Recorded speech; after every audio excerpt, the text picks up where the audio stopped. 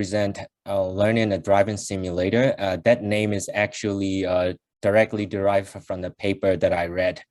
Actually, it is more about predicting the future sequence from the past event of driving, the driving simulators. The authors are Ida Santana and George Holtz, and my name is Waylon Luo. The outline of the presentation is the brief history about the paper and the glossaries, which is the tools that the papers use, and the data sets that the paper used, and the problem definitions of the paper and the architecture of the paper. So about the paper. So this paper is about AI simulations. The AI simulations are the simulations that powered by AI to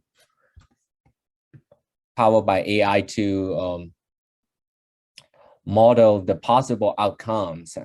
So the AI simulations are widely used in autopilots and predicting stock markets and virus and mutations such as like a coronavirus, mutation simulations. The AI simulations are widely used in such area. So in this paper, it's about the driving simulators. What it does is that the people drive on the roads, and the driver recorded with the camera, and based on the past event, the simulators predict what is going to be the future events. All right. So for example, like when there's a red light, all the cars, the speed slows down, and when the car gives a left or right signals, they tend to change the lanes. But if you have driven on the Route 8, it will be there are a lot of people who doesn't turn the signals on and cut the lane unpredictably. So the glossary, I would like to discuss the three most important tools about this paper, which is one is variational autoencoders, two generative adversarial networks, and three recurrent neural networks. Right. So the variational autoencoder.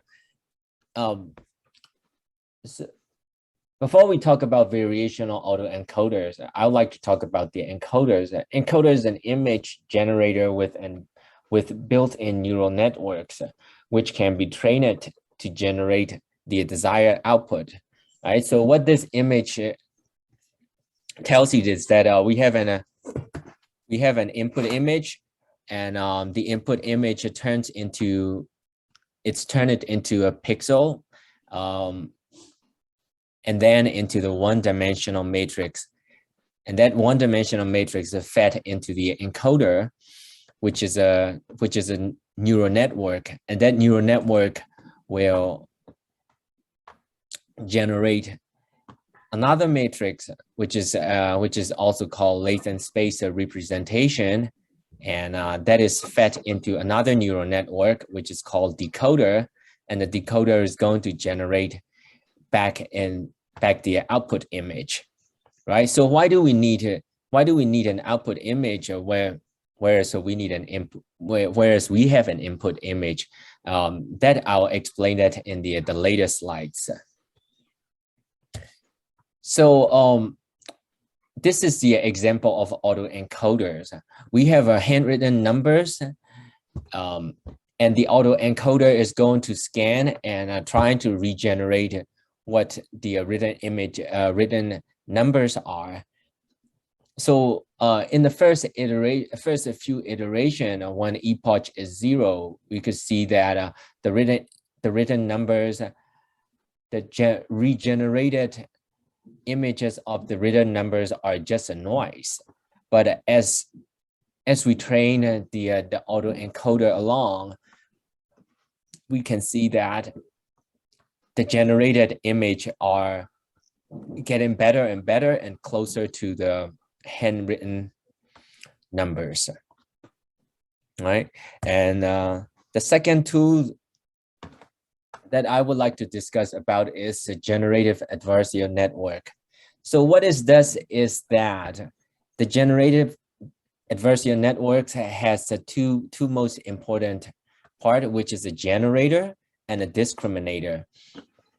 And what does the discriminator does is that it always judge what is a real image or what is a fake image. And the generator is also generating the image, and which we consider as a fake image. But if the discriminator judge the generator's fake image as a real, and then the discriminator lost. But if the discriminator can identify which is a real image and which is a fake image, then the generator lost. Our goal is to make the generator wins as an end game, so that we don't need to actually generate, we don't need the real image part and we don't need the discriminator part. We can use the generator as a part of our network, right? So if the generator that ever can generate the images which is as good as a real image, which is good enough to fool the discriminator, then the generator wins, right? So the generator and the discriminators are always like compete against each other. That's why it is called generative adversarial networks. And the third tools, the important tools that we use in that paper is the recurrent neural network. Recurrent neural network is the neural network where hidden layers are recursively going back to adjust the weight and the errors to obtain the desired outputs. Right, so the recursive calculations, it's going on in the hidden layers here. So this is all about the three important tools in this paper, and I'd like to talk about the data set of the paper. So how the data is collected is that a person, so the driver who's driving on the highway or on the road has a camera mounted on the dashboard, and the car that they use is an Acura ILX 2016. And the video frame, the dimension of the video frames are 160 times 320 pixels. And the hours of videos, the total videos, it takes 7.25 hours, and which is split into 11 videos. And the car speeds and the steering angles are also recorded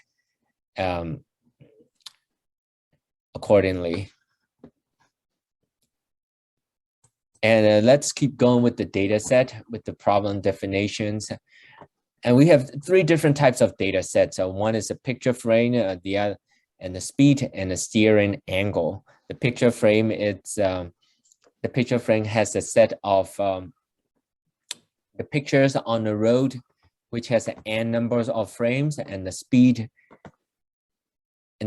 corresponding to the frame, and the steering angle corresponding to the frame, right? So for example, if the picture frame has a straight road, the steering angle should be nearly equal to 0, right? And we have n number of frame in the data set, and t is the present time, and what we have is that depending on this n number of frames, we are going to predict what is going to happen at t+1. So what is the frame is going to look like at t+1, and what is the speed is going to look like at t+1, and what is the steering angle is going to look like at t+1. Right, this is the problem definition. So all the picture frame speeds and the steering angles are turned into a matrix and feed it into a neural network. Right, the dimension of the picture frames are 80 times 160, which is the dimension of the frame, and 3 means that we have 3 layers, and n times n means that we have n frames in the data set. And for the speed and shear angles also have n dimension for each. So that's the data set.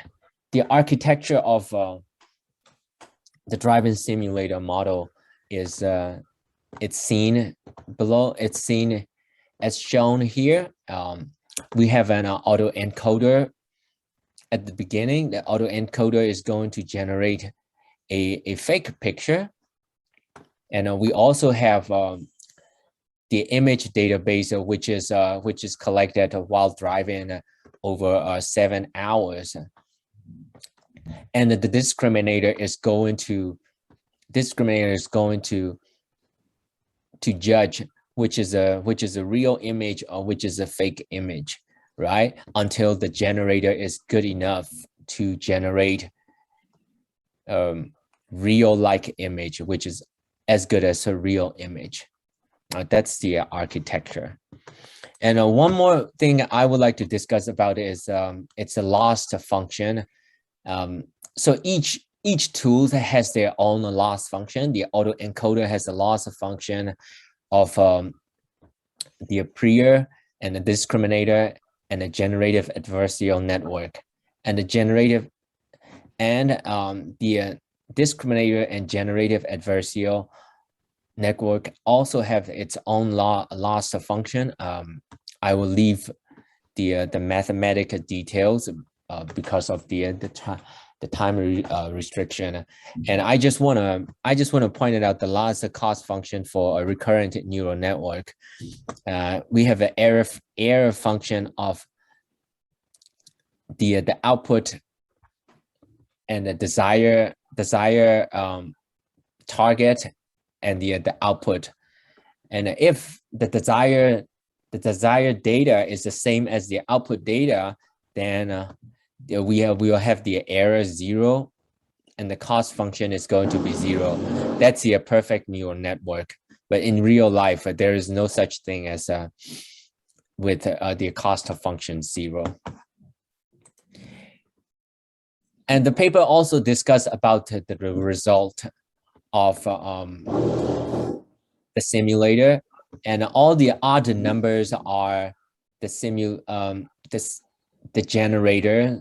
generated by a generative adversarial network, which are a fake image, and the even number orders are the real image.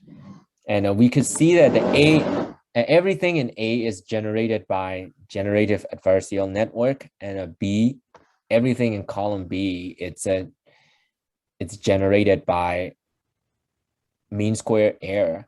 So we could see that the generative adversarial network can produce a real pictures, which is as good as a real image after the neural network is a fully functional, fully convolutional autoencoder. So that's pretty much I have. If you have any question, feel free to ask.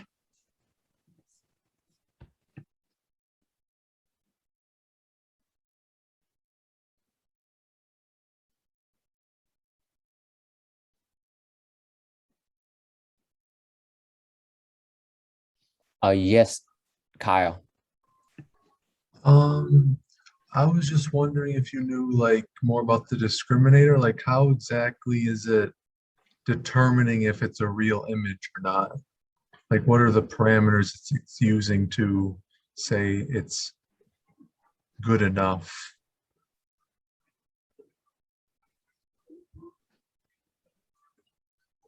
So the discriminator is also another autoencoder with the neural network, right? So it also needs the training. So if the discriminator is it's well trained enough, then the generator will never fool the discriminator, or almost never fool the discriminator, right? So it's all about like how good do you want the discriminator to be and how good you want the generator to be. right? So if we keep so to get the generators like a generate a good image, we need the discriminator to be really good and also the generator to be really good, right? So they compete each other, and they over time it gets better. Does it make sense? I think so, but I guess I'm just, I guess my confusion is like, I don't know. It's just, it seems like there could be like some like negative gradient thing where it just kind of digs itself into a hole. So I don't know.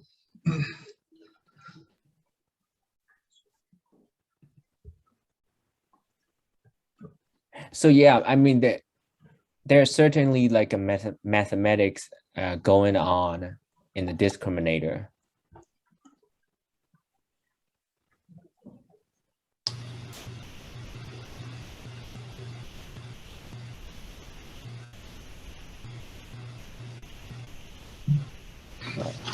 Hi, Wylon. Is Danny McCrae.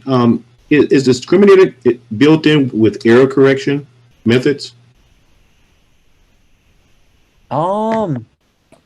So are you talking about this architecture or? Yeah. Yes. So the discriminator has its own error function here. Okay. Yeah. So I didn't include like everything because those error functions are really complicated, and I didn't want to like get detail into that. So that's the reason why I just explained it the most simple one down here, which is a recurrent neural network. Yeah, I just because I know that most systems try to correct themselves and make it better. That's why I want to know whether. Right, Yeah. right. That's why I mentioned that the discriminator has its own neural network inside right here. So Okay.